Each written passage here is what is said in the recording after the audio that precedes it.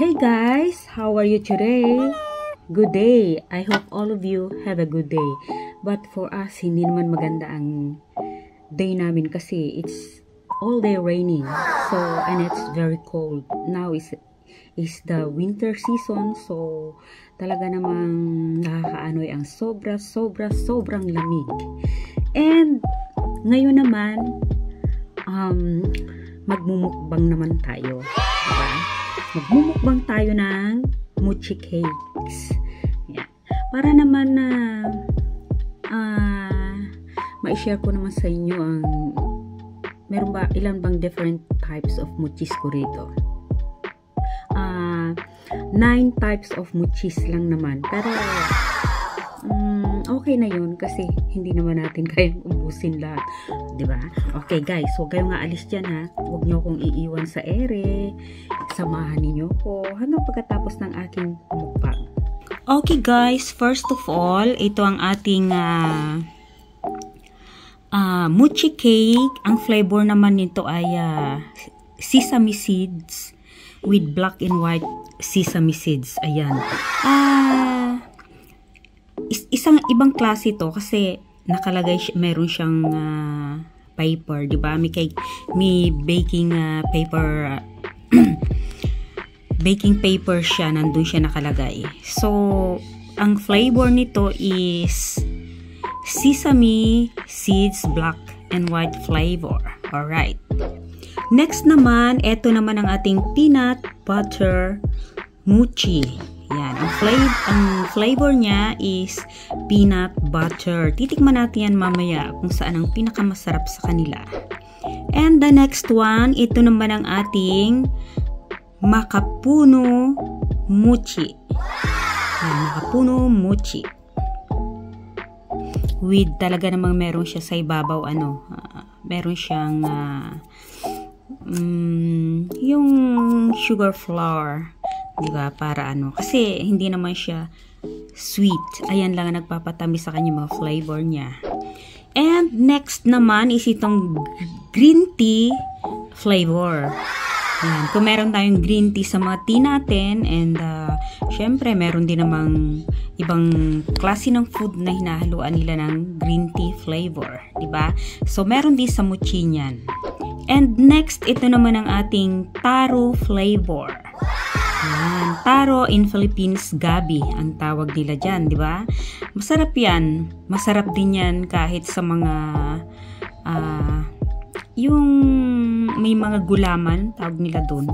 Masarap yan, mga flavor na yan, basta taro. And guys, next naman itong ating apple flavor. Kaya lang hindi ito kaparis nung mga isa na kaparis neto, eto meron siyang baking paper, di ba? Na kinalalagyan. So ito wala. Bali ganyan lang siya. So kakainin mo lang siya ng ganyan. So apple flavor ito. And next naman itong ating pink strawberry flavor. Strawberry flavor siya. Tikman natin yan mamaya. I think masasarap yan. Mga gawang cake. Pero more on dito sa Australia gumagawa na rin sila ng ganyan. So titikman natin if it's yummy siya talaga. And next naman itong coconut mochi. Yan ang ating coconut mochi. Tingnan naman nyo, no? White na white siya kasi nga coconut. Unlike kanina yung sinasabi ko sa inyo, eto naman makapuno siya kasi ayan yung nakalagay din dito sa white siya pero makapuno ang flavor niya. So ito naman is coconut flavor, di ba? Meron din mga ice cream mochis. Next time sa ice cream mochis naman tayo para maiba naman. And the last one, ito naman ang ating grape flavor. Ayan, yung para siyang red grape, di ba? Ayan ang flavor niya kaya tinawag siyang grape flavor. Well then guys, ayan, naipakita ko na sa inyo ang iba't ibang flavor ng ating mochis for today. O, diba? Ngayon naman, ang gagawin naman natin is, syempre, titikman naman natin siya. Yan. Yan lang kayo ha, huwag kayong maalis yan. Samahan niyo ako. Okay guys, titikman na natin ang ating mga mochichera cake. Tingnan natin kung masarap na. Pero I know it's yummy kasi it's one of my favorite little cakes. Dito muna tayo sa coconut. Favorite ko kasi ang coconut. Ano? Yummy. Doon lang nilagay yung coconut. Parang ginawa nilang pinamelt nila.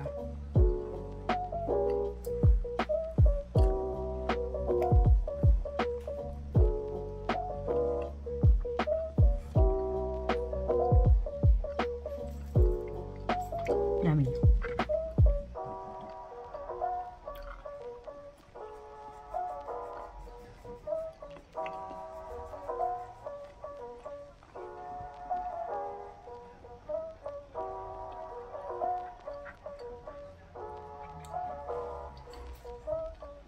And next naman, ito namang apple. Apple flavor naman. Hindi naman matamis. Kasi nagpapatamis lang sa kanya. Ito lang yung mga ano niya. Itong mga sugar na parang ibinudbud nila, nilagay nila dyan sa taas ng ano, sa taas ng mochi. Yummy. Ngayon, apple. Ayan yung kanyang yung laman ng loob.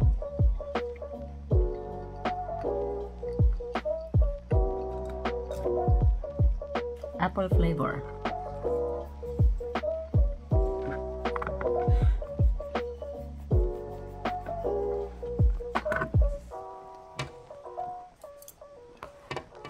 Okay.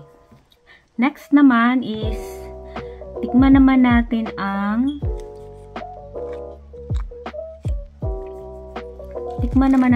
taro. Ito naman yung meron siyang baking paper na ganitong lagayan, 'di ba? Tikman natin siya.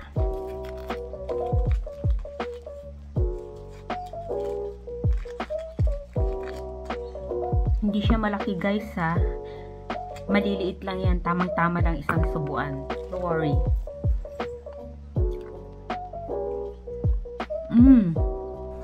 Yummy. May loob.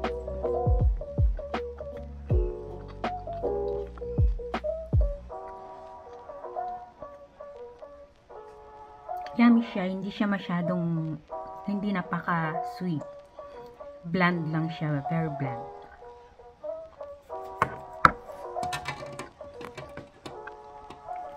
Okay, next, inom muna tayo ng water. Baka mamaya ma-choke tayo.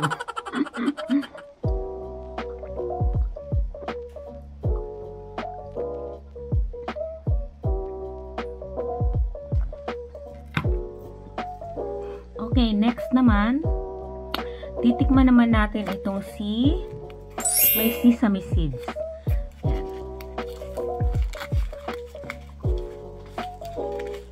Ayan, kung nakikita nyo, ayan yung mga black sesame seeds, and eto naman yung mga white. Yummy.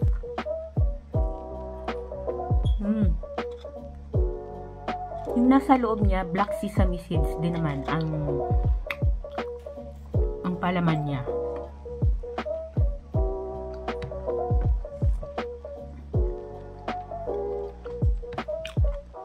Para siyang some kinds of different types of buchi, di ba?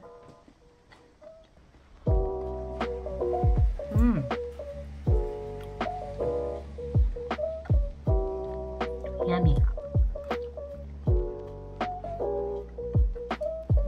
Masarap naman ang may sesame seeds. Talaga bukod sa mabango na siya, smell very good and taste very good.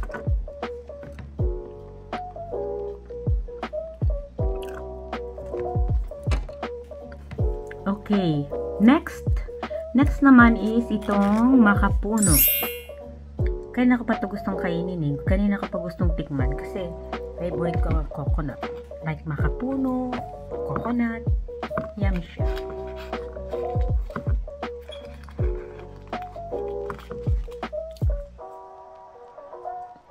Mmm. Yummy. Yung kanyang nasa loob parang yung ginawa nilang ano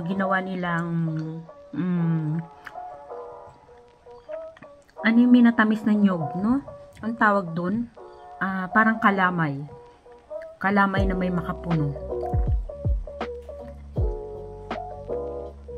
Sarap. Yan, ganyan siya. O, yung kalamay na nilagyan ng makapuno na nilagyan ng niluto nila sa asukal. Kaya masarap.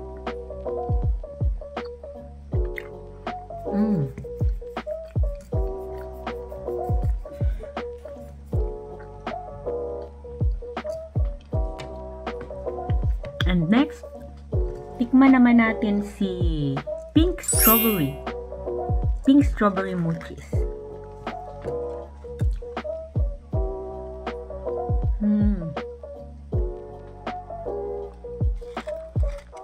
Lasang-lasang strawberry. Yummy. Ang sarap niya.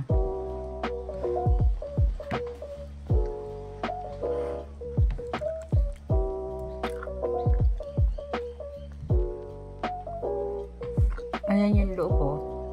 O, diba? Kaya pala pink strawberry. Pink siya pero lasang-lasang strawberry siya.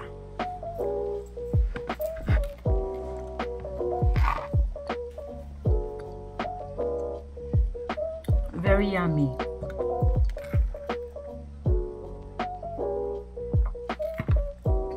Pero mas masarap siya kapag dessert lang ninyo. Anyway, kumain naman na ako ng lunch ko eh. So parang snack ko na lang to. Diba? Yan, si pink strawberry flavor.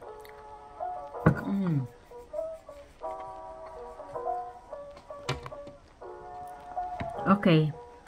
Next naman guys is eto namang si grape flavor naman. Titikman natin ang grape. Akala ko naman ang grape ginagawa nila sa alak lang, di ba? Pwede naman pala siyang gawing mga cake. At syempre, yung flavor niya is grape naman. Ito yung red grape na matamis siya, tsaka malalaki ang bunga. Tikman naman natin to. Ayan din ang nasa loob niya. Grape nga talaga. Yummy. Grape na grape din ang lasa. Talagang grapes. Grape na minatamis.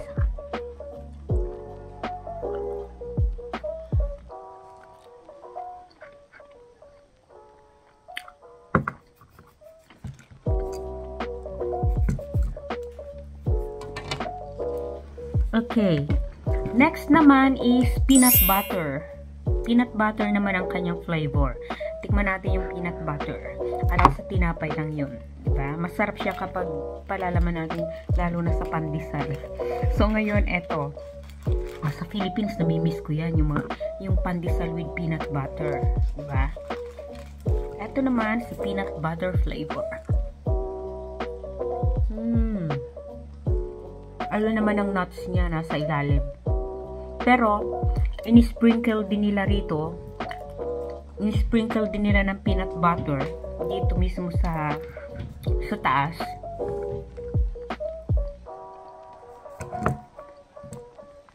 Masarap siya. Peanut butter na peanut butter.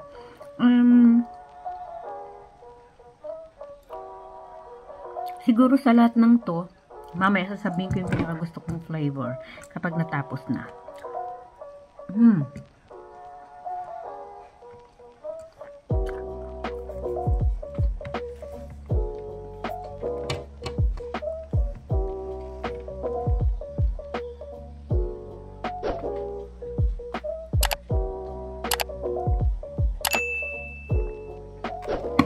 So guys, last but not the least, ito na yung kahuli-hulihan na green tea. pinahuli ko siya kasi I just wanna know what it tastes like. Kasi green tea nga, diba? Nilagay nila sa cake. So, tikman naman natin ang lasa ng green tea kung nandito siya sa mga ganitong klaseng food.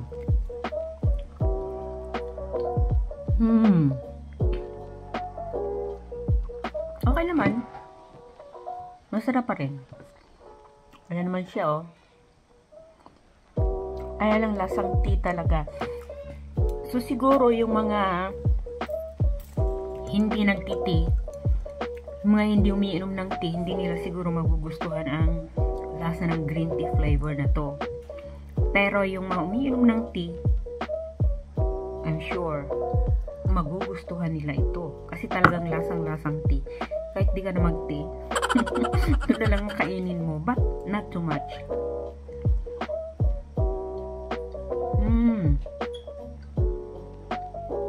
Lasang tea talaga.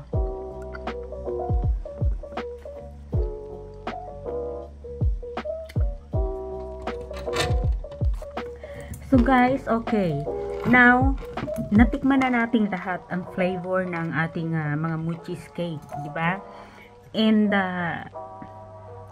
masarap siya. Ngayon naman, titignan natin kung ano-anong mga nutrients or ano naman yung ginawa nila. Kasi yung mga fruits, so, even though iba-ibang type siya ng fruits na inilagay nila as a flavor ng mochis na to, titingnan naman natin kung ano ba ang nakukuha nating mga nutrients dito sa mga ganitong klase ng pagkain. Okay?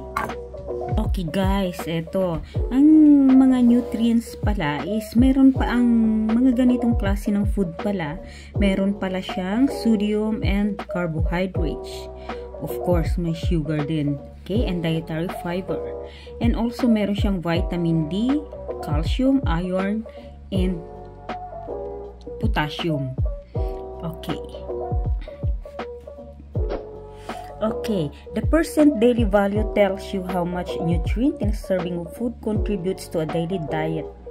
2,000 calories a day is used for general nutrition advice.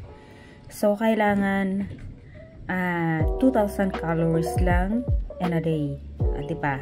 Kung kakainin natin. So, ayan nga siya. Marami siyang calories kasi of course sweet siya. May mga ano siya, may sugar siya. Of course, may calories. Lahat naman ng kinakain natin ay may calories. Kaya kung ikaw ay hindi nagda-diet, okay lang yan. Pero wag namang everyday is kakain ka ng maraming ganito. Pwede mo nang gawing pang dessert. Masarap yan kapag mag-dessert ka. After your meal. Ang the best daw na pagkain nito for your dessert is during lunchtime. Alright. Oh, so guys. Okay guys. Ayan ang ating 9 kinds of mochis flavor na tinikman natin ngayong araw na ito. I'm not saying na kinain ko lahat, okay? Just saying na tinikman ko lang siya. Gusto ko lang malaman ang lasa ng mga flavor of each mochis. And thank you so much sa pagsama ninyo sa akin dito sa aking video. Again, mochis mukbang. Pero hindi naman siya talagang mukbang kasi hindi naman ako pwedeng kumain ng madami nito. So far, yung tama lang. Okay? Okay guys, thank you so much. Bye na muna for now and I will see you next time sa mga susunod ko pang mga video. Thank you so much sa lahat ng nag-subscribe,